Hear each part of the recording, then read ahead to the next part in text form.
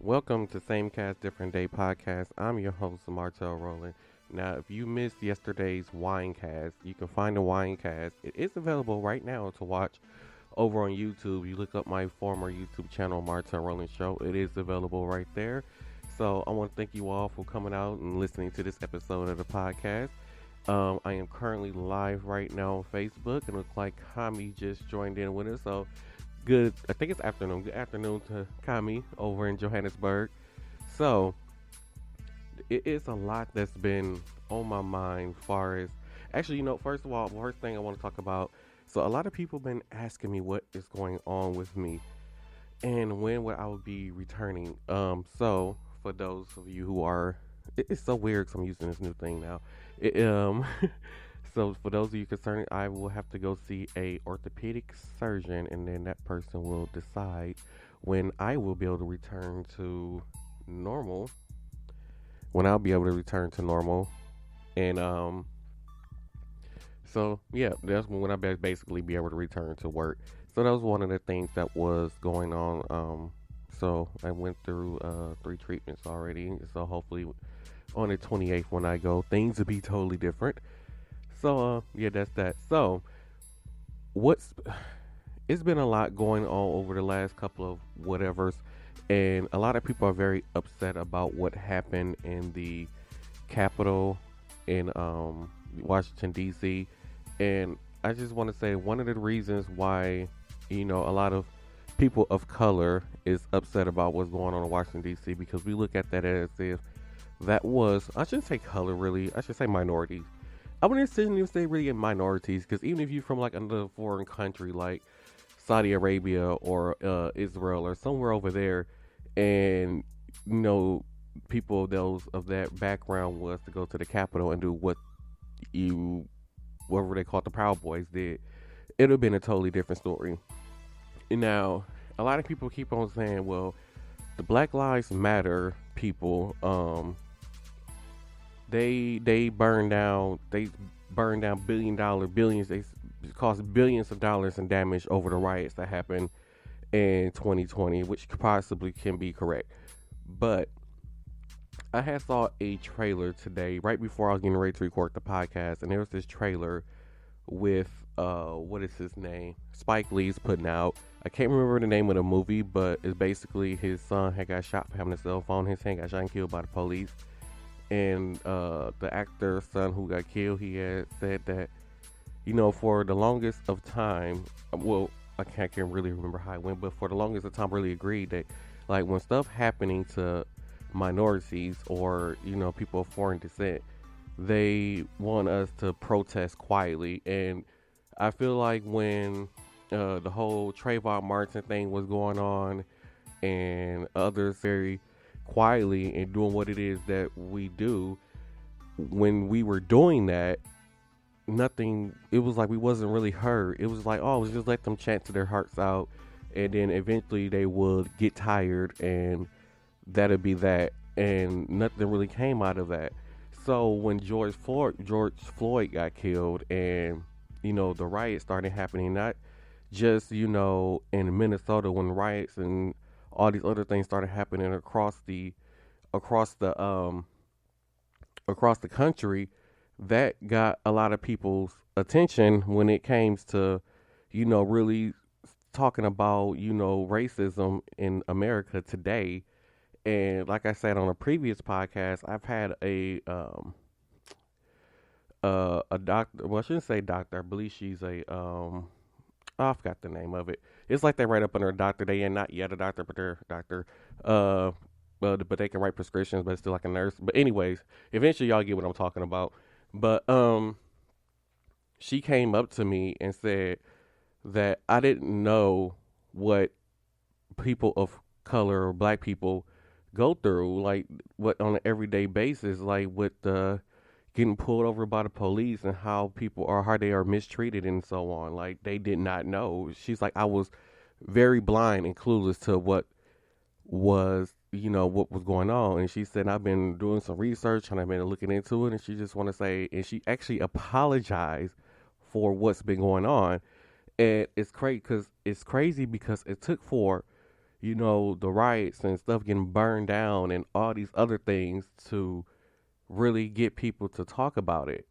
And now they think it's okay to go storm the Capitol. These white supremacists to go storm the Capitol and have a president, a sitting president, approve of what they did and organize and told them what to go do.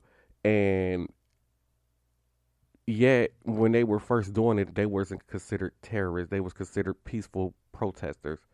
And now that it's so much scrutiny under it, and they basically had a fool made of themselves. Now they want to consider them people who stormed the Capitol terrorists. And like I said, let there have been anyone else who had went and stormed that Capitol, the body count will be a lot higher than what it is now. Hey Hattie, how you doing? I miss Quentin when he popped in. Um, so yeah, like I said, the body count would have been a lot more higher and bigger than what it is, and it's sad to say that, but because these were white supremacists, they got away with it. And then on top of that, because I'm happy that I waited to push this episode of the podcast out. Um, so then on top of that, there was this young guy I was reading on, I believe on the World News had reported. I can't really remember his name. Wish I would have remembered his name, wrote it down. But he had said three congressmen had actually helped them and helped them plan to storm, the Capitol Hill. So, like I said, not only is the we got the white supremacists in on this, but then you got actual congressmen who basically probably are white supremacists themselves, help orchestrate and plan for these people to come in and storm the Capitol, like they said, and like a lot of people say, overthrow our democracy. And it's crazy because everybody was like, back in 2016 when Hillary Clinton won, and we didn't go, and I feel like, well, I shouldn't say we, the Democrats didn't go through all these channels of suing and trying to overturn the election, saying it was voter fraud, even though there was Russian collusion involved with the elections, and we had all this whole big Russian thing going on around the 2016 election, and yet none of that was really challenged.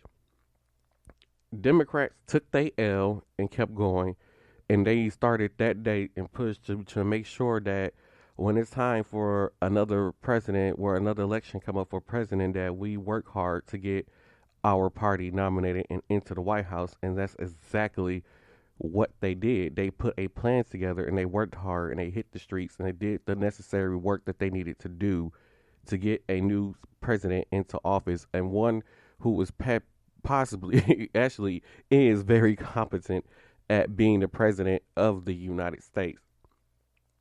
So, like I said, like the Democrats, 2016, they took the L. Now here, fast forward, 4 years later, and you have all these Republicans like, oh, it's voter fraud. This happened, that happened. The election wasn't fair. A lot of people voted who shouldn't have voted. The whole mail-in voting thing was a scam, which back in 2016, a lot of President Trump's votes came from mail-in voting.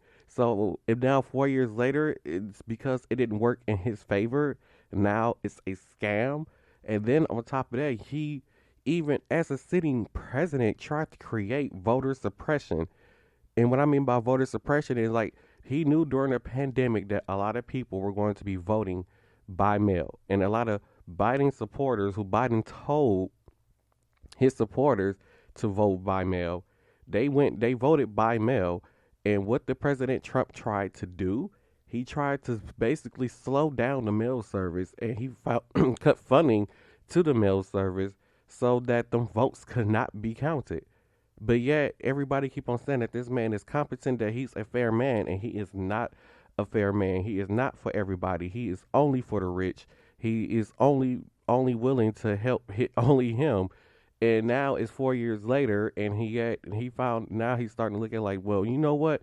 In the last 4 years, I think it's finally sucked into him that I really fucked up at this point, and there's no turning back. He done lost a lot of his businesses, a lot of like the city of New York canceled all his contracts, city contracts that they had with Trump businesses. So it's a wrap for Donald Trump at this point. And then A lot of people are very excited for the impeachment, and I'm like, well, the impeachment really doesn't matter. Like, they can impeach Donald Trump all they want to. And to me, I don't care about really about the impeachment. It's just the fact that I really care more about whether the charges will stick and they will actually convict him. I don't care about the impeachment. They can impeach him all he wants to. They impeached him last time and he still was able to serve out his whole full term. That really doesn't matter to me. What I want is for him to be convicted and the charges to stick, because what that means is that in 4 years, when we are voting for president, when we are voting for president, we are he will be allowed to run again if he's not convicted, and that's one thing I do not want. We do not want somebody who's very pretty much not competent running for president again. Oh hey, oh Yeller, how you doing? Um, yeah, so we don't want anybody in another 4 years who's very bad, pretty much not competent to run for president, running for president again. That's just a big no-no for me. And if you agree, you can agree with me. If you want to. If you don't, you don't. I really don't care at this point, because, like I said, I always said that I can accept a Republican president, but one thing I cannot accept is just Donald Trump. Like I said, I can accept anybody who, I don't care who wins the election, as long as they got some type of political background and some type of understanding and know how government works and knows the law and really knows the law instead of pretending like they know the law. Then I am so much fine. I'm fine with that person being in office. Now, when it comes to Donald Trump, he has no political experience whatsoever. So why would I want somebody running a country who has no political experience? And now we have seen what has happened when somebody with no political experience run a country. Although he did, he did keep the stock market up pretty good, and somebody's been winning on the stock market. So other than that, though, well, yeah. But anyways, that has been my whole spiel about what's been going on with Donald Trump. Like I said, make sure you tune in to the actually go like and follow the Martel Roland page on Facebook. I try to do like daily video blogs on there just to keep an update with you guys, let you guys know what's going on with me. If I'm going to be doing any recordings, if I'm going to do a live recording like I'm doing now. Hold on, I'm getting this thing on Facebook. Hopefully, good thing I saw that. Oh, Darrell, who's a very bad producer on the podcast, said that he did the stock market for himself, not for America. Hey, with the stock market worked out for me too. I'm just saying, because my portfolio is doing almost kind of good right now, my stock portfolio. So I'm kind of appreciative of that. And then it took me a while to figure out the stock market, and anybody who want to invest in the stock market, like I started with this app called Stash, where you can invest as little as $1 into a company just to get yourself started, figure out how things work. And it's like, once I figured out how things work, I was like, yeah, I got this. And now I've been investing more and more, and I only have about $300 right now invested into the stock market, and right now I have about a $50-some profit. So it works out. It's a win-win so far. It's working out for me. I enjoy doing it. Oh yeah, I had to bust you out like that. I am not shading you. Why? He always accusing me of shading him. I did not bust you out whatsoever. I was just stating something very obvious. But anyways, thank y'all for tuning in to this episode of Same Cast Different Day podcast. Make sure y'all follow the podcast on Twitter and Instagram at SCDD Podcast, and make sure you follow me on Facebook, which is Martel Roland, the actual Martel Roland Facebook page. And yeah, so thank you all for listening, and see y'all next week.